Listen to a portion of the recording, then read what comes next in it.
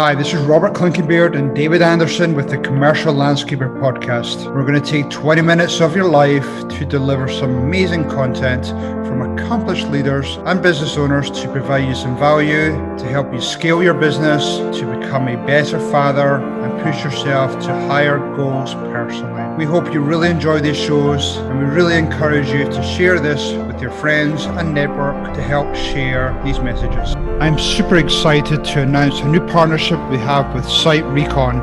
If you're tired of measuring properties, the Shyp Recon platform fully automates the measurements so you can then focus on sales. Think measurements, think Shyp Recon. Okay, good afternoon everyone. Robert Clinkenbeard and David Anderson with the Commercial Landscapers Podcast. I'm super excited today to be joined by Jarrett Herold. Jarrett, thanks for joining us today. Yeah, hey Robert, thanks for having me. So tell me a little bit about your background, how long you've been in the industry, and just a little bit about you. Sure. So I've kind of grown up in the landscaping industry. First working for Brickman when I was in college, and then more recently with Brightview out in Northern California. But I kind of find myself in the intersection of technology and the green industry, which is a pretty fun space to be. So about 7 years ago, I moved out to the Bay Area, working with a handful of different early stage startups in like the operations and growth world. But yeah, so now I'm coming back to the landscaping industry with in the world of autonomy. So excited to share more about that. No, that's cool. What attracts you to the landscape or green industry? Sure. Yeah. It's refreshing to work with people who are working in this space. That's really fun. It's always attracted me. And then I think the opportunity is what's most compelling. It's an industry that's been around for a really long time, but frankly hasn't changed too much. And so being in like the Bay Area and Silicon Valley where there's so much cutting edge tech around, but then there's still a lot of things being done very manually in the green industry. It's a lot of value to be created there. No, I agree 100%. And, I'm obviously super passionate about the industry, but, when I go to a lot of meetings, I think the two biggest things that I hear as being hot topics are always labor. It's a constant challenge for people just to find the right labor at different levels. But the other buzzword is just, technology, with a lot of things coming down the pipeline from all different spectrums of the industry. What's your thoughts around some of the technology advances coming to your industry?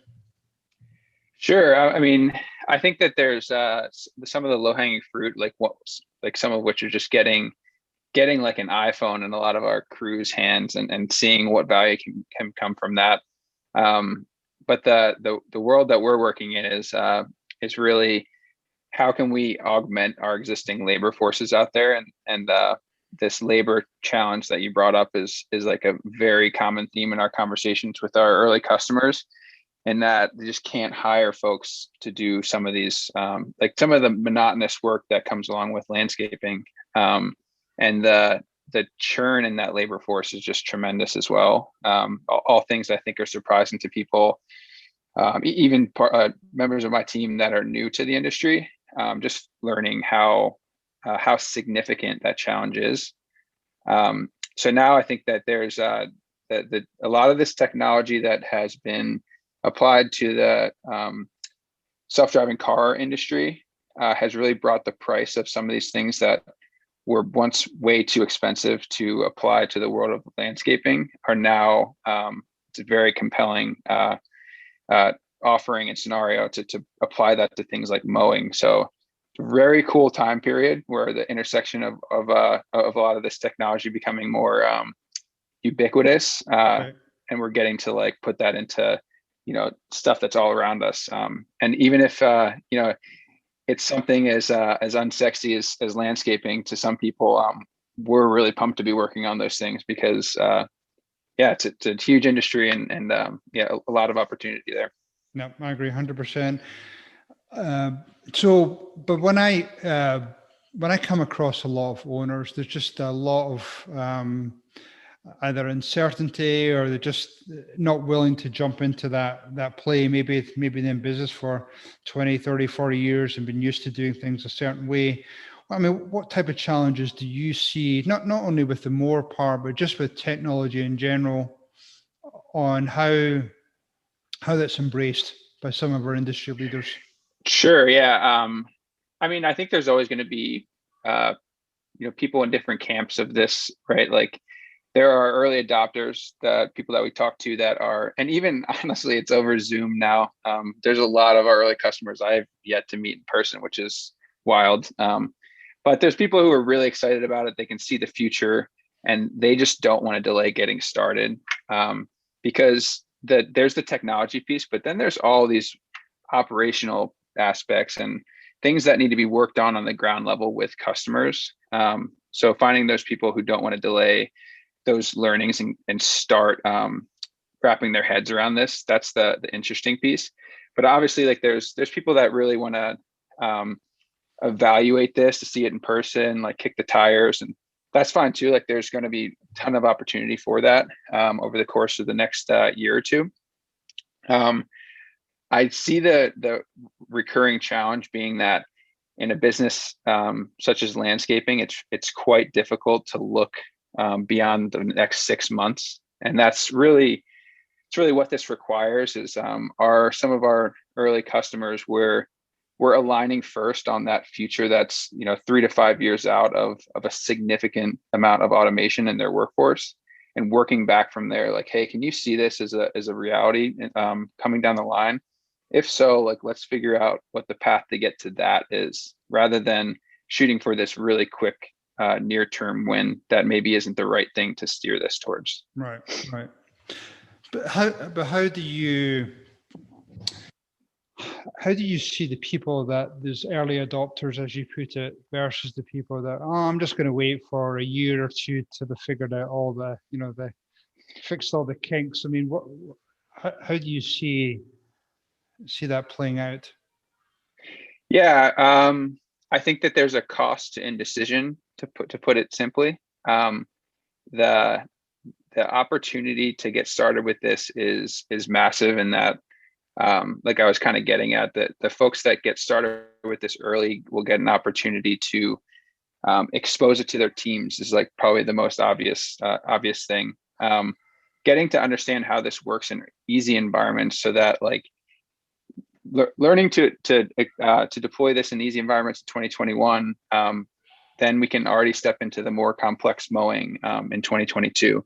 And there's a lot of the like ancillary benefits to this as we see it. So if you're able to take a largely low margin task as mowing, and go bid aggressively on larger turf heavy jobs, or basically like rework your workflows to embrace that as a huge benefit, I think is where a lot of these early adopters will start to like create a competitive edge to those that are kind of waiting for this to be a widely vetted off the shelf type of option for them. We find that really exciting, and that's not stuff that we can like possibly solve for. It's something that has to be like in lockstep with these early adopter customers. Right. Yeah, that makes sense. And then how do you see that playing out in the future? Because it was funny. Again, I literally had a conversation earlier in this week, in that we're going to be moving eventually to a point where you're going to have all these young millennials sitting back could be sitting anywhere. It doesn't have to be in the office, but it could be sitting anywhere, effectively driving whatever type of machinery from the comfort of their home. I mean, are we going absolutely. To get to that point? That's next year? Is it going to be 5 years out, or? No, I think it's it'll be a lot quicker than everyone thinks. And we always describe this as kind of like a blended autonomy approach, where obviously, like in the early days of autonomous mowing, you can't really hold this to the standard of your best employee. That's not the bar to set. But getting it to do the most basic of things is kind of the jumping off point. And then, yeah, like you said it, there's we call it like teleoperation, but being able to employ people who are not co-located with the machine, meaning like they're not on that crew on that site, being able to make decisions for things for the machine where the robotics, the technology maybe isn't that robust yet that it can make the decision whether to, proceed with cutting because this branch in front of the mower is not big enough to worry about, or the simple navigation of a mower from one turf site to another. These are all really, really cool use cases for remote supervision. But there's all kinds of, it's just, you could talk for hours about the potential benefits of putting a computer on an outdoor piece of equipment. The amount of like information that can be gathered and capitalized on as a landscaping company is pretty massive. So what's in store for potential roles in the future, or value to be extracted beyond like the actual task at hand, I think is where it gets really interesting, and even engaging with your customers. I think it's a lot of possibilities that are opened up. No, that's exciting. And on that point, you just touched on another thing that was discussed earlier this week, where between whether it be mowers, whether it be ERP systems, whatever type of software app you're involved in, I mean that collection of data now is huge, and I think it's already at the point where it's potentially so overwhelming that people don't really know how to deal with that, especially if you've not necessarily grown up around technology and suddenly you're presented with all this data. What do you do with that? How do you see that again shaping how many people run their business? I completely agree. That can be I don't know how I'd put it, like it can be overwhelming if you let it, because once you turn that on, it's like hard to stop. Like I think I know you're an Ironman athlete. I am as well. And just having like the wealth of data like on my watch is maybe too much at times. But to your point, like the amount of information you can pull out of a computer in the field is pretty insane. I think the strategy will just have to be to start small. Don't do too much too soon. One of the things that we saw most immediately, like I used to be an account manager, and a lot of what you're doing is really just like driving to a site to verify what I think happened, right? And having a cell phone in your crew's hands was the biggest benefit. Like I was just like asking my team members to shoot me a picture of like the mulch in this area that we put down to confirm that it was done. So before you relay to a customer that happened, you confirmed it actually happened. We have a camera on our machine, and being able to take like set photos of sites and as sort of like a proof of the work done is something that is like, to me, like a really initial like thing of value that I learned as an account manager is like of immense value in like the customer service industry. It's like a little reminder to your customers, like, hey, like we were at your site this week. This is what it looks like after we're done. It's just a good check-in point for people to be like, this is the service that you're paying for. But that's just like something that was like near to me. And we noticed when we were out we subcontracted a crew with Brightview this past year in 2020, and that was something that came up is when you're on the field, like you can use the mower to do some of the tasks you were doing in person. But yeah, I think that there's no stop to how you can use this thing in the future. It's just our customers are going to be the active voice in helping define what is of value. Yeah. No, you reminded me of a term I used to use when I had my business. It was trust but verify. You can go ahead and tell your client you've done something, but it's always nice to send them a video or a photograph or something. So I love that part. But the other thing that you caught my mind is, if you're using videos on certain types of machinery, then are you able then to capture other non-landscape related features on a property, which is always again beneficial to your clients. I mean, they're getting more and more jobs at them. They're getting stretched thin, so they're not able to go out to sites as much as they'd like. So having that video can also help them manage the properties as well. So that again increases your value. Yeah, absolutely. And I think it's just like thinking back, like the thing preventing that was like, did it make sense to make that expenditure for a piece of technology? Like it had to be creating value or driving like ancillary work. But with the opportunity for labor, is like what's bringing the technology out into the field. And then now it like you've covered that excuse to pay for that technology, and yeah, like you're saying, like that the wealth of information that can come from that is really cool. And just being like plugged into what's going on 24/7 is it's kind of the enabling piece of it. No, I agree. So if you've got, landscaper who's maybe just been used to doing some things a certain way, they've obviously, I think everybody's been forced to pivot over the last year with COVID and go more become more tech savvy.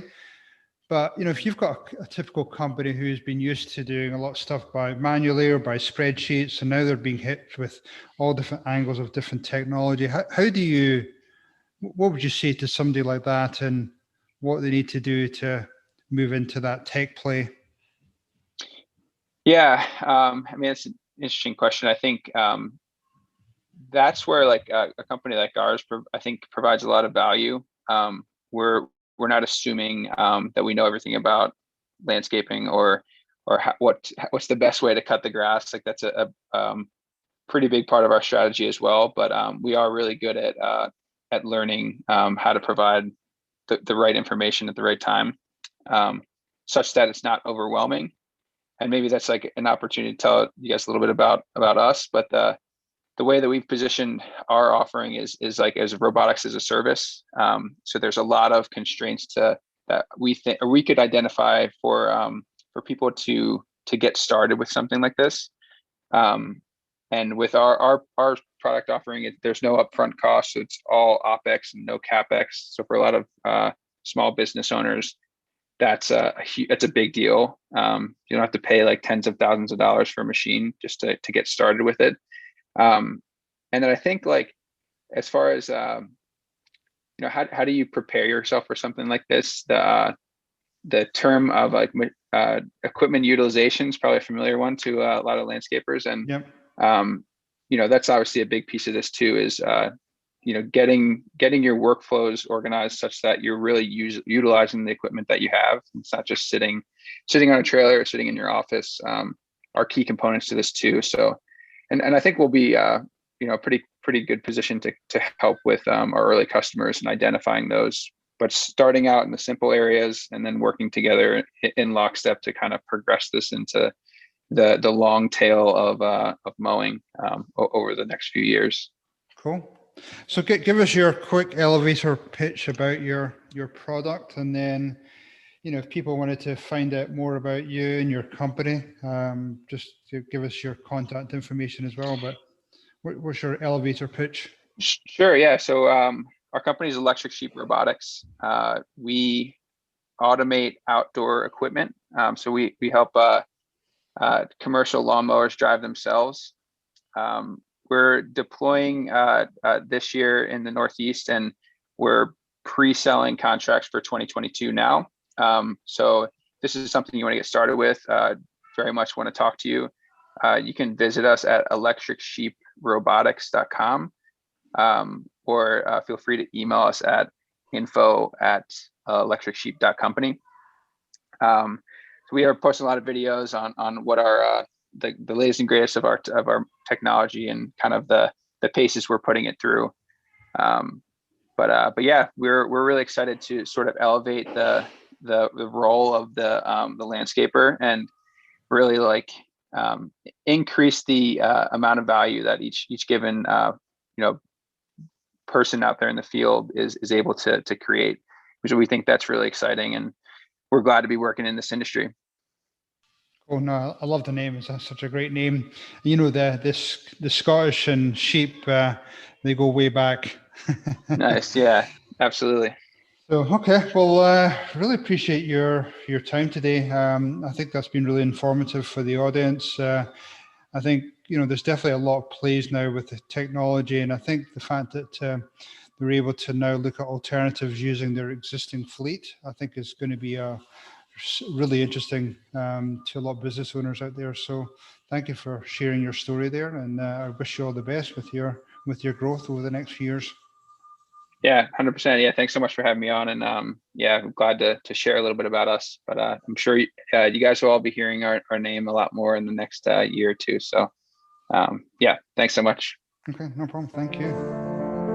Hopefully that was pure dead brilliant for you today, and you got some great takeaways for your business or your personal life. This is Robert Clinkybeard along with David Anderson, and would love to get you and your friends to join us in our future journey. 2 quick things before you go, listeners. Check out our website, commerciallandscapers.com. You can subscribe, you can share with your friends, but more importantly, check out our new sponsor, Site Recon. It's going to make your sales process, your estimating way easier, so you can spend more time in your proposals. Thanks everyone. Cheers. Bye.